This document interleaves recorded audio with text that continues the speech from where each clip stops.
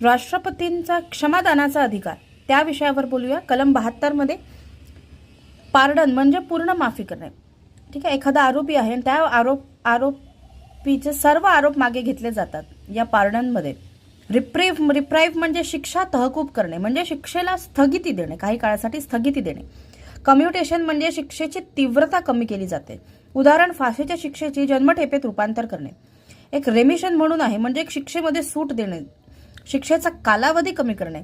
7 वर्षाची असेल तर 3 वर्षाची करणे, 4 वर्षाची करणे, अशा पद्धतीचं. रिस्पाईट म्हणजे विश्राम, मूळ शिक्षेपेक्षा कमी तीव्रतेची शिक्षा, म्हणजे शारीरिक अपंगत्व असेल किंवा महिला आरोपी गरोदर असल्यास यावेळी अशा प्रकारचा अधिकार वापरता येतो.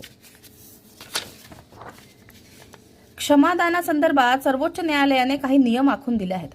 आरोपीने लेखी स्वरूपात अर्ज करणे, राष्ट्रपती पुराव्यांचे अध्ययन करू शकतात, आणि हा अधिकार स्वेच्छाधिकार नाही, मंत्रिमंडळाचा सल्ला इथे आवश्यक आहे.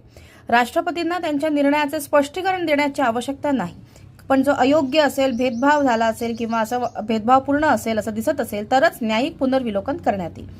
एकदा जर दयेचा अर्ज फेटाळला असेल तर पुन्हा करता येत नाही.